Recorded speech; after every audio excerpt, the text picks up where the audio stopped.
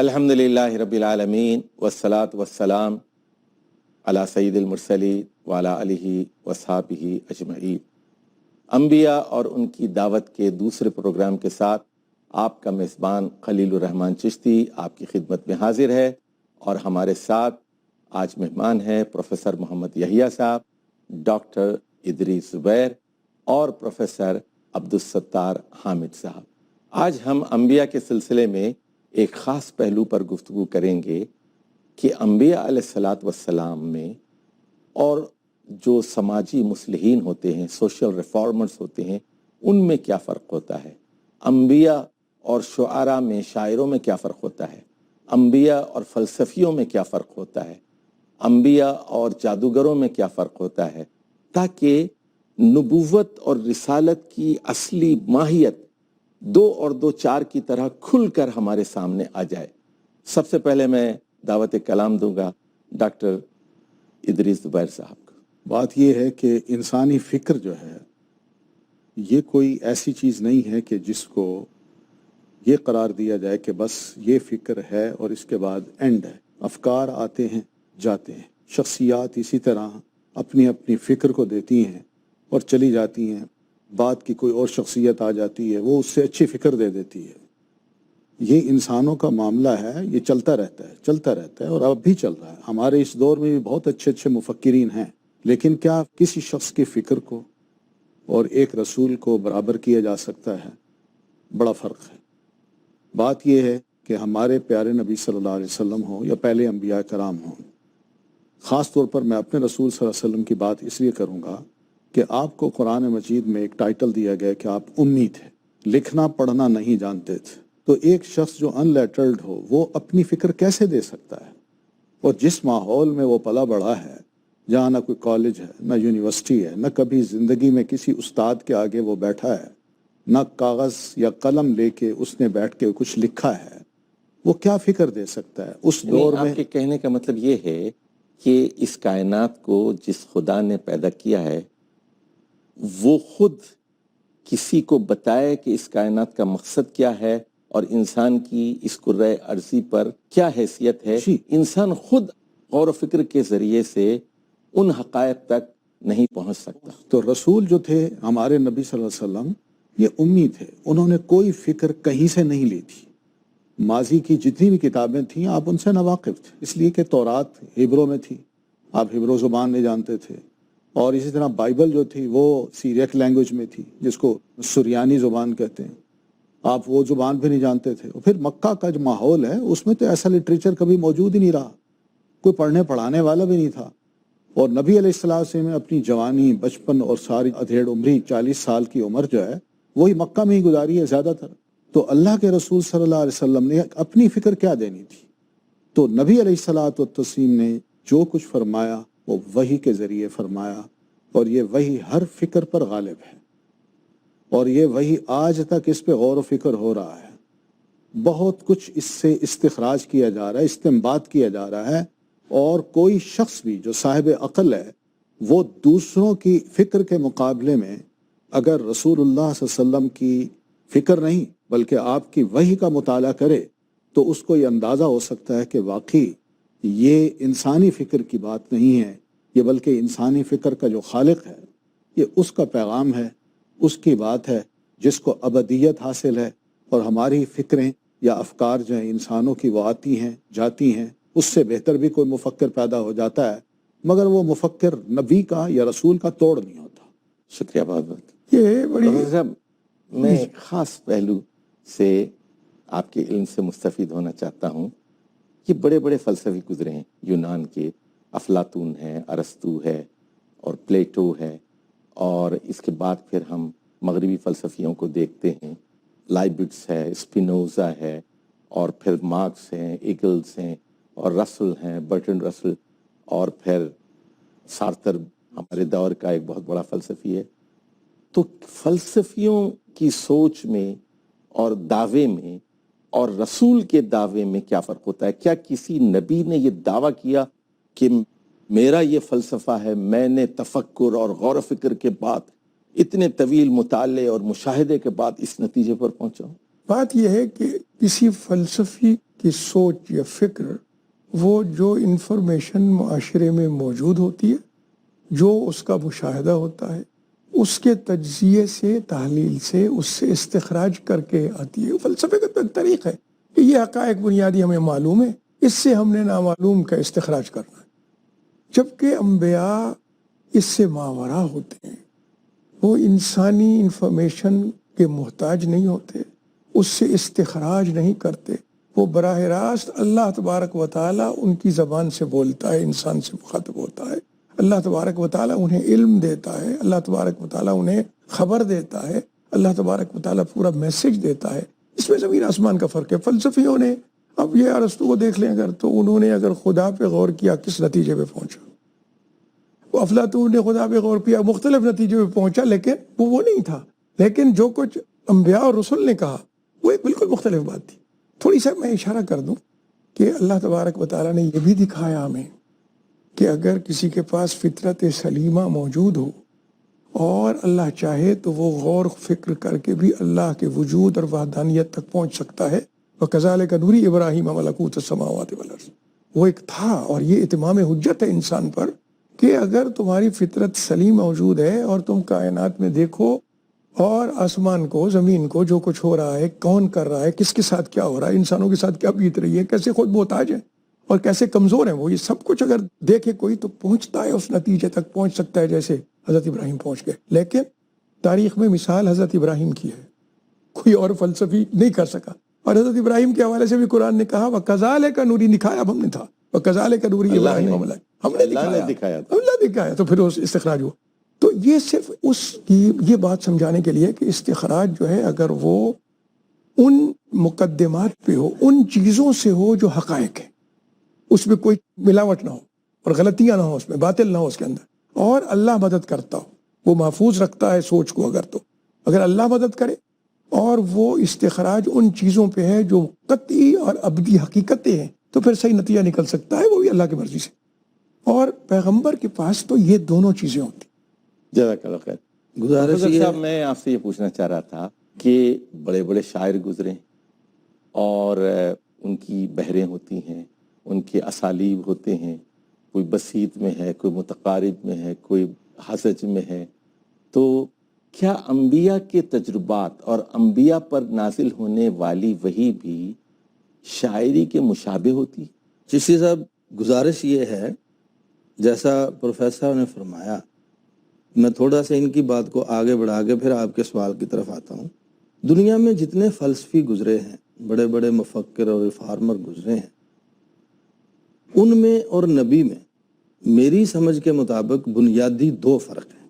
ایک فرق کی طرف اشارہ کیا ڈاکٹر صاحب نے کہ انبیاء کرام جو کچھ کہتے ہیں وہ اپنی مرضی اور خواہش سے نہیں کہتے، اپنے تجربے سے نہیں کہتے، یا کسی سے معلومات لے کر نہیں کہتے، بلکہ اللہ تعالیٰ کی وحی کے مطابق کہتے ہیں۔ وہ اللہ کے شاگرد ہوتے ہیں، تلاميذ الرحمن ہوتے ہیں۔ اور قرآن مجید بھی ہماری اسی طرف رہنمائی کرتا ہے کہ وما ينطق عن الهوى ان هو الا وحی یوحى، کہ جو ہمارے رسول صلی اللہ علیہ وسلم ہیں، اللہ فرماتا ہے وہ اپنی مرضی سے، اپنی خواہش سے، ہوائے نفس، اردو میں بھی یہ لفظ استعمال ہوتا ہے، اپنے نفس کی مرضی اور خواہش سے نہیں بولتے۔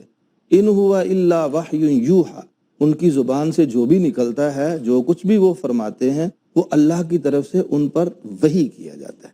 ایک تو یہ بنیادی فرق ہے تمام دوسرے مصلحین، فلسفیوں اور بڑے بڑے مفکروں اور اللہ کے انبیاء اور رسولوں میں۔ دوسرا فرق یہ ہے کہ آدمی اپنی ذاتی محنت سے، کوشش سے، جد و جہد سے، علم سے، تجربے سے، اور کسی ماہر کے سامنے زانوے تلمس طے کرنے سے اور تو سب کچھ بن سکتا ہے، سائنسدان بن سکتا ہے، ڈاکٹر بن سکتا ہے، اسپیشلسٹ بن سکتا ہے، استاد بن سکتا ہے، سب کچھ بن سکتا ہے، لیکن نبی نہیں بن سکتا، پیغمبر اور رسول نہیں بن سکتا۔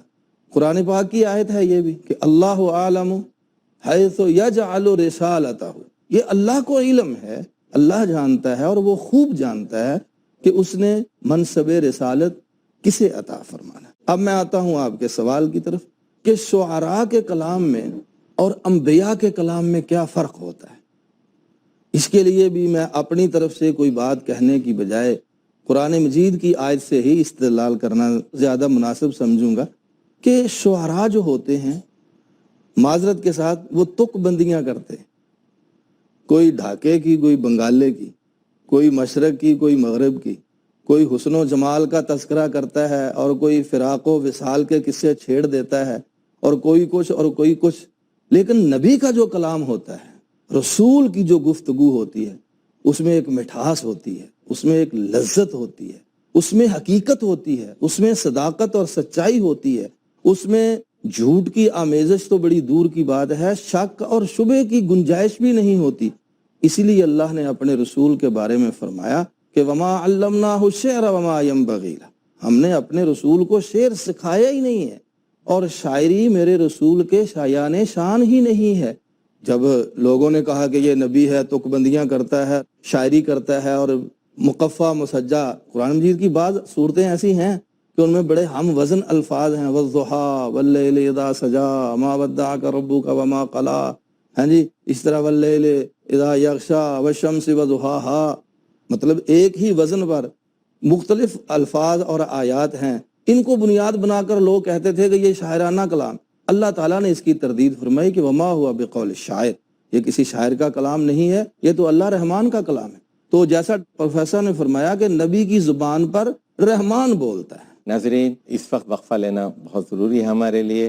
پروفیسر صاحب نے یہ بات رکھی کہ فلسفی نامعلوم سے معلوم کی طرف ڈیڈکشن کرتے ہیں، استخراج کرتے ہیں، ان کے ہاں کوئی حتمی علم آسمانی نہیں ہوتا۔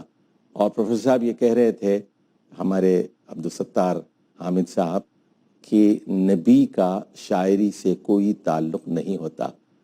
وقفے کے بعد انشاءاللہ ہماری گفتگو جاری رہے گی، آپ ہمارے ساتھ رہیے۔ والسلام علیکم ورحمۃ اللہ وبرکاتہ۔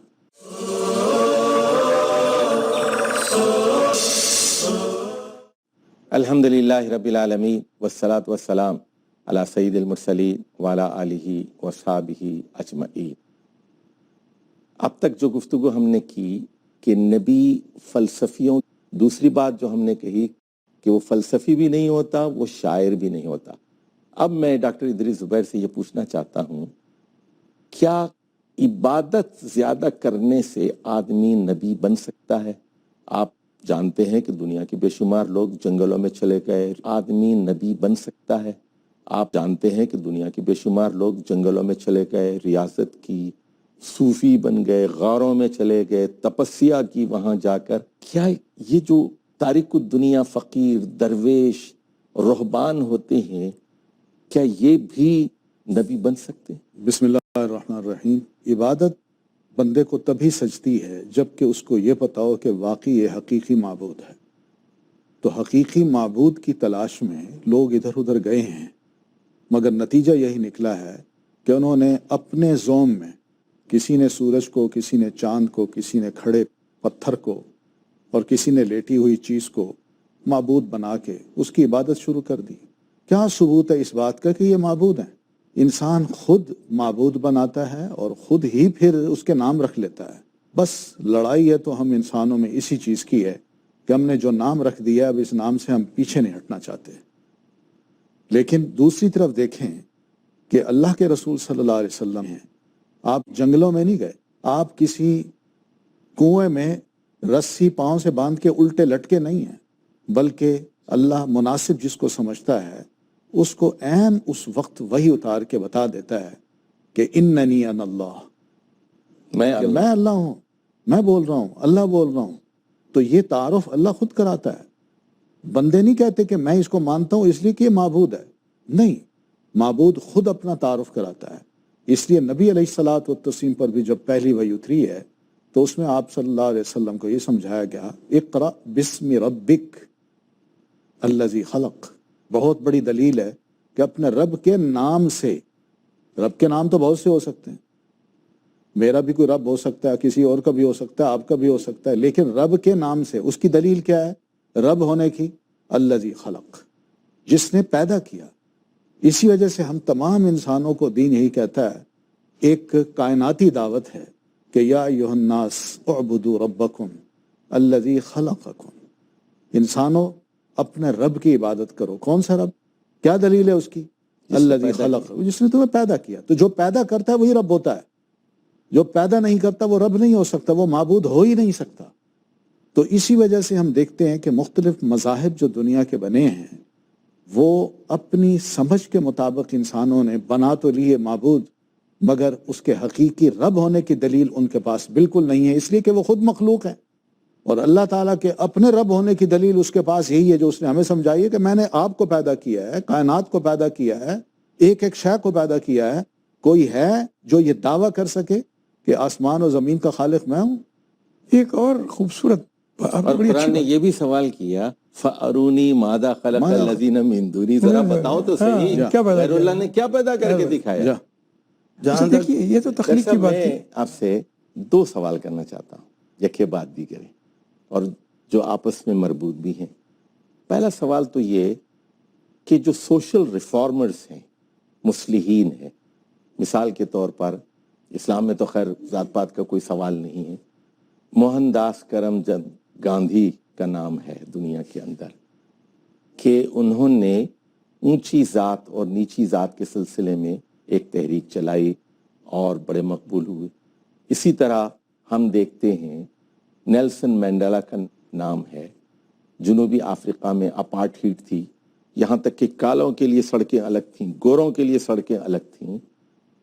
تو سوشل ریفارمرز میں اور نبی میں کیا فرق ہوتا ہے؟ یہ میرا پہلا سوال ہے. ڈاکٹر صاحب نے یہ خوبصورت بات کی کہ لوگ جو معبود کی تلاش کرتے ہیں صرف عبادت سے استحقاق نہیں ہوتا کہ اس کو نبوت مل جائے گی، بلکہ دیکھیے یہ بھی ضروری ہے کہ عبادت کرنے کا طریقہ بھی وہیں سے آیا. وہ ارنا مناسکنا، حضرت ابراہیم نے دعا مانگی بیت اللہ کو بنانے کے بعد کہ اے اللہ عبادت کے طریقے تو سکھا. اب لوگوں نے عبادت اور تپسیہ اور ریاضت کے حوالے سے جو حرکتیں کی ہیں الٹی پلٹی، کوئی ننگا بیٹھا رہتا ہے، کوئی بھبوت بل کے بیٹھا رہتا ہے، کوئی گندا رہتا ہے، کوئی خام خواہ کی برداشت کرتا رہتا ہے، سردی اور گرمی، کوئی انگاروں پہ چلتا ہے وغیرہ وغیرہ. اس سے اللہ راضی کیسے ہوگا؟ یہ تو الٹا مذاق کی بات ہے. اور قرآن نے یہ بھی کہا کہ ان مشرکین کی عبادت کا طریقہ کیا ہے؟ بکا و تسلیتاً، تالیاں بجانا اور گانا. تو یہ عبادت بھی وہی ہوتی ہے مقبول. اگر مقبول ہوئی تھی کوئی درجہ ملے گا، نبوت نہیں ملتی، درجات ملتے، انعام ملتے اس پہ، لیکن وہ عبادت بھی وہی ہوگی جو اللہ نے بتائی ہوگی. جو معبود ہے اس کی بندگی کا طریقہ اسی کا ہونا چاہیے، کوئی اور اپنی مرضی سے کرے اس کے شایان نشان ہی نہیں ہو سکتا. اس لیے یہ عبادت سے استحقاق نہیں ہوتا ہے نبوت کا. اور جیسے ڈاکٹر صاحب نے کہا بات بالکل وہی ہے کہ وہ اللہ چنتا ہے خود. اللہ عالم یعلم حیث یجعل رسالتہ، وہ جانتا ہے کہ کون شخصیت اس طرح میں نے تخلیق کی ہے کہ جو رسالت کی ذمہ داری نبھا سکتی. اور یقیناً انبیاء کرام علیہ السلام کی شخصیات یونیک ہوتی ہیں اپنے اپنے دور میں. رسول اللہ صلی اللہ علیہ وسلم کی بھی اسی طرح تھی. اب یہ آپ کے جو دوسرا سوال کیا وہ یہ تھا کہ یہ ایک سوشل ریفارم ہے جیسے گاندھی جی نے کی ہے یا منڈیلا نے کی ہے، اور ابھی میں کیا فرق ہے. دیکھیے گاندھی جی نے زیادہ سے زیادہ ہم کہہ سکتے ہیں یہ کیا کہ وہ جو مظلوم تھے بیچارے، جن کو انسان کے برابر دوسرے انسانوں کے برابر نہیں سمجھا جاتا تھا، وہ ذرا بہتر سوشل سٹیٹس دینے کی کوشش کی ہے اور اچھی کوشش کی ہے. یہ تو رسالت کے بہت چھوٹا سا ایک حصہ ہے.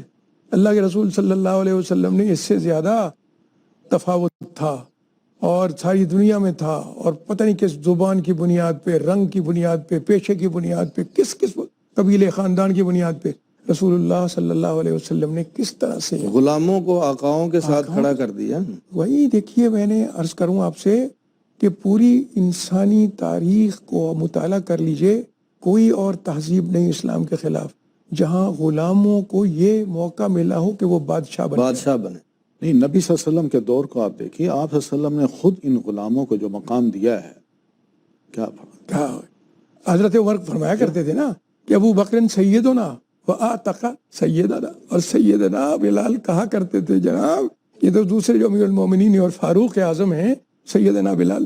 اور وہ سیدنا زیب سے اپنی پھپھی ساتھ بہن کا نکاح کروایا، وہ غلام ہے اور یہ قریشی خاندان کی. ڈاکٹر صاحب اب میں ایک اور اہم سوال کرنا چاہتا ہوں آپ سے. سائنسدان کے انکشافات، اس کے تجربات، اکتشافات میں اور نبی کے دیے ہوئے علم میں کیا بنیادی فرق ہوتا ہے؟ دیکھیے بات یہ ہے کہ وہ جو انبیاء لاتے ہیں وہ حتمی سچائی ہوتی ہے، اس کا تعلق ماضی سے ہو، حال سے ہو یا مستقبل سے ہو۔ سائنسدان بیچارے اپنے خیال میں جو کچھ لاتے ہیں، پہلی تو بات ہے وہ خود کہتے ہیں حتمی نہیں ہے، کل کو بدل سکتا ہے، اور بدلتے رہتے ہیں، بدلتے رہتے اور ہیں۔ میں ایک اور بات عرض کرتا ہوں، سائنس کا سفر ہی ختم ہو جائے اگر وہ یہ نہ سمجھے کہ بدل سکتے ہیں، تو وہ تو تحقیق ختم ہو جائے گی، وہ بدل سکتے ہیں اسی لیے تحقیق جاری رہتی ہے، یہ انسان کی کاوش ہے۔ لیکن میں عرض کرتا ہوں اس دور میں مجھے جو کچھ میں نے دیکھا ہے اور جس طرح غور کرتا ہوں، تو مجھے تو سائنس کا سب سے بڑا فنکشن میری نظر میں یہ نظر آتا ہے کہ جو کچھ رسول اللہ صلی اللہ علیہ وسلم نے فرما دیا تھا اپنے سیاق و سباق میں، سائنس روز نئی تحقیقات کر کے اور آ کے کھڑی ہو جاتی ہے شہادت دینے کے لیے جو کہا گیا تھا وہی سچائی ثابت ہو گئی۔ سائنس کا تو کام ہی یہی ہے۔ مگر اب کیا تو وجہ میرے ہے کہ لوگ ڈارون کی تھیوری پہ بالکل ہی ایسے سٹک ہو گئے ہیں؟ ختم ہو اس کی گئی، کیا وجہ ہے؟ ختم۔ اور اللہ کے رسول صلی اللہ علیہ وسلم نے جو کچھ کہا، جس سیاق و سباق میں جو کچھ فرما دیا، روز سائنس آ کے اسی کی تصدیق کر رہی، اسی کی تائید کر رہی۔ رسول اللہ صلی اللہ علیہ وسلم نے انسانی فطرت کے حوالے سے بھی جو کچھ کہا ہے، کہ مسلم شریف میں ایک روایت ہے کہ رسول اللہ صلی اللہ علیہ وسلم نے فرمایا کہ جب صبح اذان اور نماز کا وقت ہوتا ہے اور اذان ہوتی ہے تو جو عام انسان ہے نا، شیطان جاتا ہے ان کی گدی پہ گرا دیتا ہے، وہ نماز سے اٹھنے سے کسل مندی کرتے۔ تو اب سوال یہ پیدا ہوا کہ یہ گدی پہ کیوں، دل پہ کیوں نہیں کہا یا ماتھے پہ کیوں نہیں کہا؟ یہ غور کیا ہم نے تو کمال یہ ہے کہ اب سائنس نے آ کے اکتشاف کیا کہ جو دماغ ہے اس کے حصہ جو یہ سب پیچھا ہے نا، نیند کا تعلق اسی سے ہے۔ اب سائنس نے آ کے تصدیق کی کہ اللہ کے رسول صلی اللہ علیہ وسلم نے جو بات کہی تھی، جس جگہ کے لیے کہی تھی، وہی ہے۔ ناظرین، ہمارا وقت ختم ہو چکا ہے۔ پروفیسر محمد یحییٰ صاحب بتا رہے تھے کہ نبی ابدی حقیقتوں کا انکشاف کرتا ہے، من جانب اللہ ہوتا ہے، اللہ تعالیٰ خود اس کو علم سے نوازتا ہے، اس کے پاس الٹیمیٹ ٹروتھ، ٹوٹل ٹروتھ اور صرف سچائی ہوتی ہے۔ اس کے برخلاف سائنس آگے حقیقت کو جاننے کے لیے آگے بڑھنے کا ایک نام ہے، اور سائنس بدلتی رہتی ہے، اور سائنس کے بہت سارے نظریات ایسے ہیں جو وقت کے ساتھ بدلتے بھی ہیں، اور سائنس خود اپنے آپ کی تردید بھی کرتی ہے اور اپنے آپ میں ترمیم بھی کرتی ہے۔ اس کے برخلاف نبی کا علم حتمی اور ابدی ہوتا ہے۔ ناظرین، ایک اور پروگرام کے ساتھ ہم آپ کی خدمت میں حاضر ہوں گے، اور نبوت اور رسالت کے سلسلے میں مزید گفتگو انشاءاللہ تعالی جاری رہے گی۔ اس وقت تک کے لیے اجازت دیجیے۔ والسلام علیکم ورحمۃ اللہ وبرکاتہ۔